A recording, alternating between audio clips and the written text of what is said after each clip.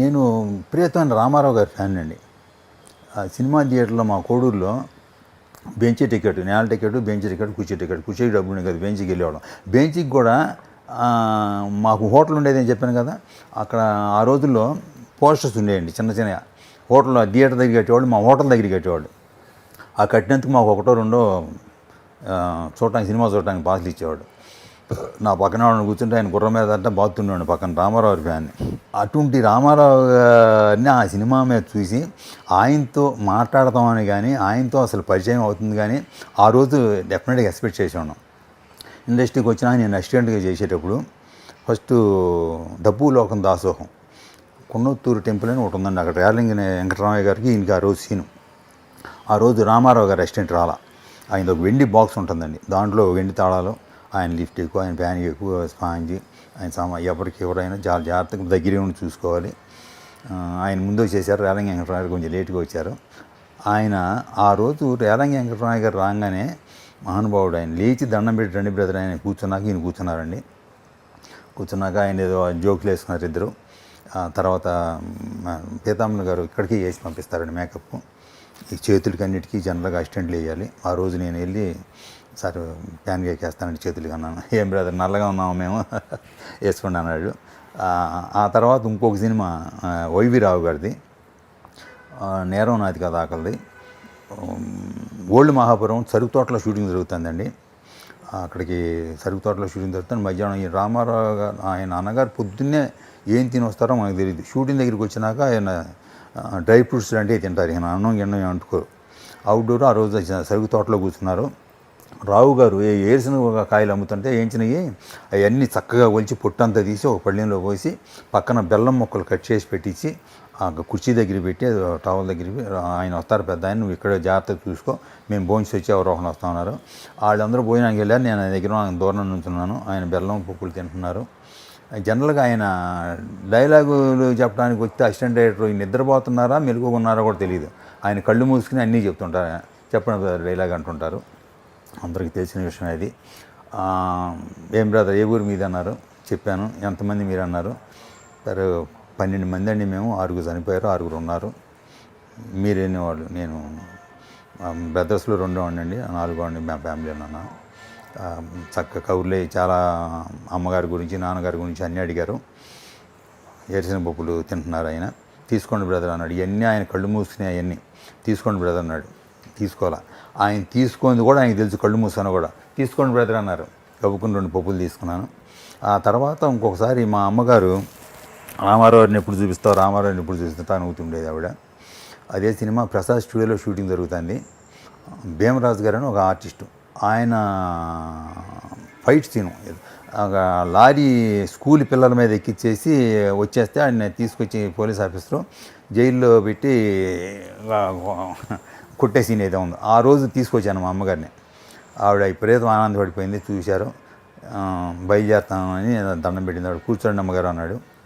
ఒక 4-5 షాట్లు చేసేదాకా ఆవిడ కూర్చునే ఉంది. మధ్య మధ్య నుంచి కౌలు చెప్తున్నారు. 4-5 షూటింగ్లు అయినాక మళ్ళీ బయలుదేరుతామని అన్నారు. ఆ రోజు ఆవిడ వెళ్తా బాబు మీ పిల్లలు కూడా మీ అంతటి వాళ్ళు అవ్వాలి, బ్రహ్మంగారి కాలజ్ఞానం తీయాలని నా కోరిక అన్నారు. మీరు బ్రహ్మంగారి కాలజ్ఞానం చదివారా అమ్మ అని అడిగారు.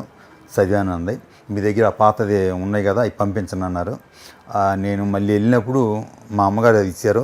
చైనా సుబ్బారావు అని దగ్గర ఒక అసిస్టెంట్ ఉండేవాడు. ఆయనకి అప్పచెప్పి అయ్యగారికి ఇవ్వమని చెప్పాం. ఆ బుక్ అక్కడ ఇచ్చాం ఆ రోజు.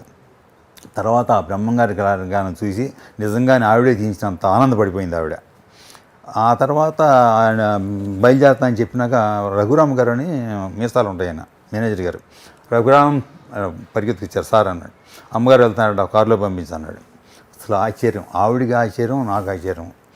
ఆయన మరి వాళ్ళకి అంత అభిమానించేవాడు ఆయన అందరినీ. స్టీల్ కానీ వాళ్ళని చాలా జాగ్రత్తగా తీసుకెళ్ళి దింపొచ్చాడు. ఆయన దింపమన్నారు, దింపొచ్చారు. ఇంకొకసారి ఆయన సీఎం అయినాక బాలకృష్ణ గారి ఇంట్లో మా బ్రహ్మణి ఫస్ట్ బర్త్డే. అప్పుడు మాకు బాలకృష్ణ గారి షూటింగ్ జరుగుతున్నాయి. మా జైబేరి ఇంకోటి బయటికి కూడా కొంచెం నాకు అలవాటు, నాకు కార్డు ఇచ్చారు రమ్మని. ఆ రోజు అన్నగారు వస్తున్నారు. మా పాపని తీసుకుని అమ్మగారిని తీసుకుని, అమ్మగారు అప్పుడు మెడ్రాస్లో ఉన్నారు. బర్త్డేకి అమ్మను కూడా తీసుకెళ్ళాను. ఆ రోజు వెళ్ళిపోయి ఆయన మెట్ల మీద దిగి వస్తుంటే అసలు ఆ దేవుణ్ణి చూసినట్టు అనిపించింది మా అందరికీ. మా అమ్మగారు వెళ్ళి వాటర్ వేసుకున్నారు, ఆ ఫోటో కూడా ఉంది నా దగ్గర. తెచ్చుకుని దండం పెట్టి బాగా సీఎం అయిపోయారు, చాలా బాగున్నారు, ఇది కొంచెం 2 డైలాగులు అన్నారు ఆవిడ.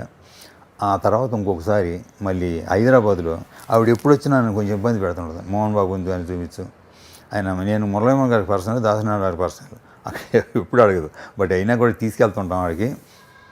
ఈ మోహన్ బాబు గారిని అడుగుతుంది, ఆయన్ని అడుగుతుంది. ఇప్పుడు ఎలాగమ్మా ఆయన అంత లెవెల్లో ఉన్నాడు కదంటే, లేదు నేను చూడాలన్నారు. సరే మురళీమోహన్ గారికి ఫోన్ చేస్తే ఖమ్మంపాటి రాములు ఫోన్ చేసి అపాయింట్మెంట్ అరేంజ్ చేశారు. అక్కడ జూబ్లీస్లో ఉండేవాడు లక్ష్మీభారతి గారు. పెళ్ళి అయ్యాక చూడాలని కోరిక ఆవిడికి. తీసుకెళ్ళాను ఇంటికి. ఎవరెవరో వెయిట్ చేస్తున్నారు ఆ రోజు చాలామంది మినిస్టర్, ఎక్స్ మినిస్టర్లు వాళ్ళు అందరూ, బుద్ధికృష్ణరావు వాళ్ళందరూ. ఈయన వెళ్ళినాక చెప్పారు వాళ్ళు. అన్నగారు దిగి వచ్చేటప్పుడు ముందు మమ్మల్ని పిలిచారు. మా అమ్మగారు, నేను, మా పెద్దక్క గారు ముగ్గురు వెళ్ళాము. దండం పెట్టారు వీళ్ళు, మేమందరం దండం, నేను కాళ్ళకి నమస్కారం పెట్టాను. ఆయన విగ్రహం చూస్తే ఎవరైనా అయిపోతుంది. ఎర్రగా ఉన్నాడండి, కాళ్ళకి పారాయణ ఉంది, కాషాయం డ్రెస్ వేసుకుని ఉన్నారు. దండం పెట్టి మరి వెళ్ళానా అమ్మ అన్నాడు. అయ్యా నేను వచ్చింది మీ ఇద్దరిని చూడటానికి, కలిసి చూడాలన్నారు.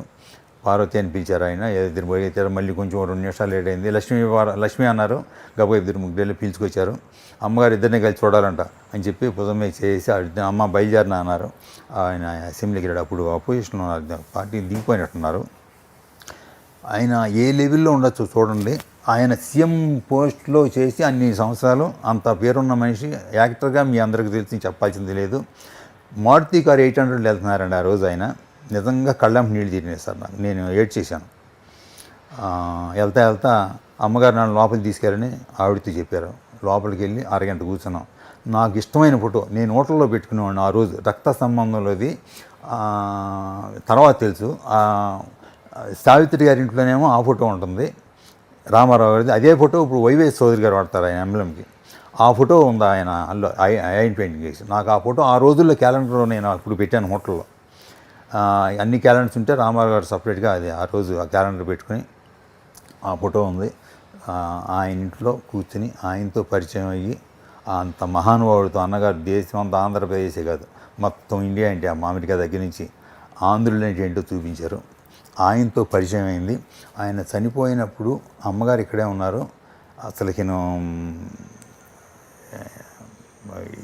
అసలు నిజమా నమ్మాలా? పొద్దున్నే 5 గంటలకు వెళ్ళాను సార్ నేను ఇంటికి. 5 గంటలకు. అప్పుడు ఇంకా పోలీసు బ్యారికేషన్లు, ఇంకా జనాలు అడావిడి లేదు. వెళ్ళి మామూలు చూసి వచ్చేసాను. తర్వాత రామారెడ్డి గారు ఫోన్ చేశారు ఒకసారి రమ్మని చెప్పి. కొంచెం ఫేస్ తేడా వస్తుంది రాము, కొంచెం మేకప్ వేయాలి, నీకు ఇబ్బంది లేకపోతే భలేవాళ్ళు సార్ తప్పకుండా వస్తా అని చెప్పి వెళ్ళాను. మేకప్ బాక్స్ తీసుకుని వెళ్ళాను. వెళ్ళేసరికి వీళ్ళు లాల్ బహదూర్ స్టేడియంకి షిఫ్ట్ అయిపోయారు. లాల్ బహదూర్ స్టేడియంలో కూడా వెళ్ళాను నేను. వెళ్తే అక్కడికి వెళ్ళేసరికి వీళ్ళు ఫ్యామిలీ మెంబర్స్ అందరూ కలిసి వదిలే అనుకున్నారు అనుకుంటా. వదిలేరాము అని అన్నారు ఆయన. బట్ ఆయన చెప్పినట్టు ఏం తేడా లేదు, అలాగే ఉంది అది. అది ఒకటి మా ఫ్యామిలీకి అంటే కొన్ని కోట్ల మందికి, వాళ్ళలో కూడా మా అమ్మగారు చాలా కోలుకోవాలి. ఈ వీడియో మీకు నచ్చితే లైక్ చేయండి, షేర్ చేయండి, వెంటనే సబ్స్క్రైబ్ కూడా చేయండి.